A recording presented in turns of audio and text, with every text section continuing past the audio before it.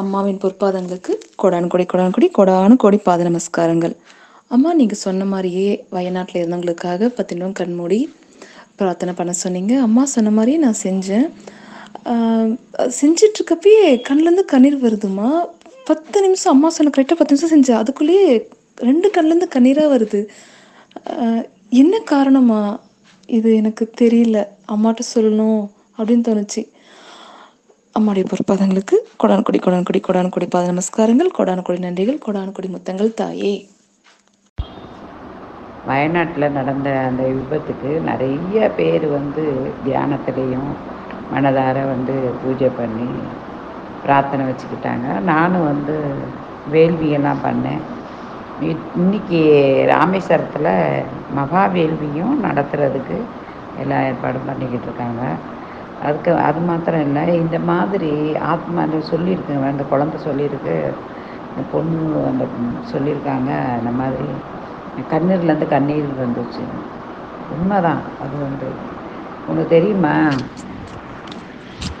நான் சுனாமியில் நமக்கு எத்தனையோ பேர் கடலில் இருந்து அடிச்சிட்டு வந்தாங்க. எங்கெங்கேயோ இறந்து எங்கெங்கேயோ போய் அவங்கள அடிச்சிட்டு வந்தாங்க. அப்படி அடிச்சிட்டு வரும்போது கன்னியாகுமரியில் உள்ளவங்க ராமேஸ்வரத்தில் கிடந்தாங்க. அப்போ அதை எப்படி கண்டுபிடிச்சாங்க அப்படின்னு கேட்டால், கன்னியாகுமரியில் ரூம் எடுத்து தங்கியிருந்த அந்த ரூம்போடைய சாவி அவங்க பாக்கெட்டில் இருந்திருக்கு. இப்போ செக் பண்ணி ஒருத்தவங்களை போடும்போது அந்த ரூம்போடைய சாவி, அந்த நம்பரை வச்சு அவங்க ரிஜிஸ்டர் பண்ணதை வச்சு அங்கேருந்து இங்கே கிடக்குங்கிறத கண்டுபிடிச்சாங்க. அது மாத்திரம் இல்லை, கன்னியாகுமரியில் குவியலாக போட்டு அந்த நதி ஓடுற ஓரத்தில் விதைச்சாங்க. விதைக்கும்போது அந்த நீர் குமுளாக இதாகி அந்த ஊரே மனம் எடுக்க ஆரம்பிச்சிருச்சு. அதாவது வாடை அடிக்க ஆரம்பிச்சிருச்சு. ஸ்ரீலங்காவில் மனம் தான் சொல்லுவாங்க இந்த வாடைக்கு, அந்த பாஷையில். அதே மாதிரி மனம் எடுக்க ஆரம்பிச்சிருச்சு. அந்த மனம் எடுத்த இடத்துல சிமெண்டெல்லாம் போட்டு அந்த எல்லாம் பண்ணி இன்றைக்கும் விளக்கு ஏற்றக்கூடியதை அங்கே வச்சிட்ருக்காங்க. அதே சமயத்தில் இது நிறைய பேரை அடக்கம் பண்ண இடம் இல்லாமல் குமியலாக போட்டு தீ வச்சு வைக்கும்போது, இந்த ஃபஸ்ட்டு அடிச்சுட்டு வரும்போது அந்த அலையில் சிலிண்ட்ரு மண்ணில் புதஞ்சிருந்துருக்கு. அது யாருக்குமே தெரியல. அதை பெட்ரோல் போட்டு தீ வச்சுருக்காங்க. வைக்கும்போது அந்த ஆன்மாக்கள் அப்படியே அந்த கரெக்டாக அந்த இடத்துலையே வைக்கணும்னு என்ன இருக்குது விதி சொல்லுங்கள்.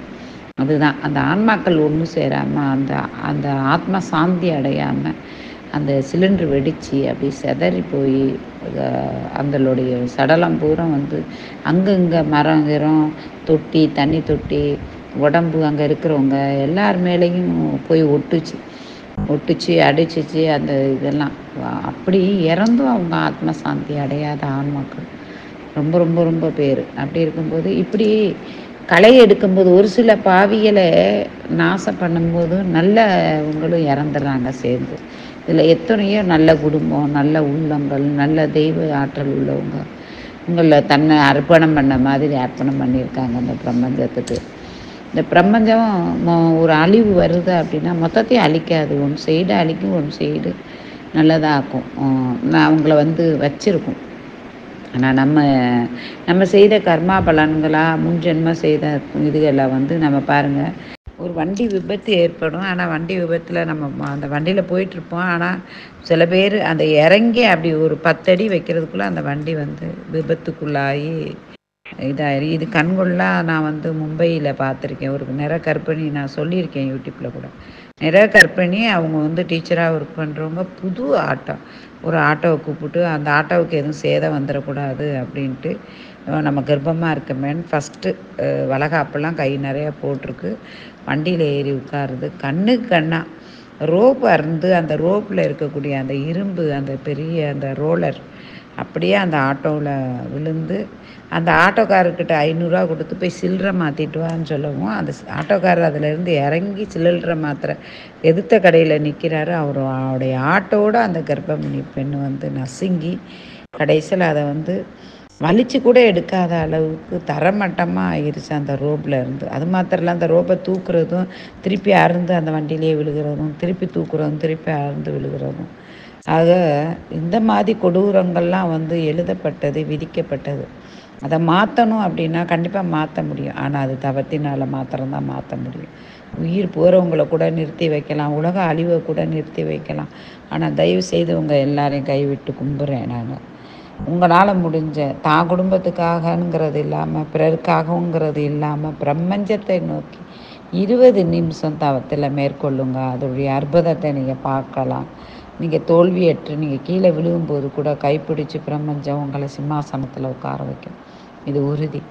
இது ரொம்ப வருத்தத்துக்குரியான ஒரு பதிவு. ஆனால் அந்த பொண்ணு அழுகுதுன்னா நம்ம ஆத்மார்த்தியமாக ஒரு வேளை முன்ஜென்ம தொடர்புனால நம்ம ஒவ்வொருத்தவங்களுக்குரிய உறவுகள் யாரோ ஒருத்தவங்களை அடிக்கும். அதுதான் தானாடாட்டாலும் தன் சதையாடுங்கிறது. நம்மளை அறியாமல் நம்மளை அழுக தோணும், நம்ம துடிக்க சொல்லணும், வேதனைப்பட தோணும். எங்கேயோ உள்ளவங்களுக்காக நாமளே இறப்புக்கு தகுந்தாற்பாரு நம்மளுடைய உயிரையும் பணிய வைக்க தோணும். பிரபஞ்சம் நடத்துகிற நாடகமே ஒரு நாடகம். அந்த மேடையில் தான் நாம் இருக்கிறோங்கிறத மறக்க வேணும். வாழ்க வளமுடன். ஹர ஹர மகாதேவ்.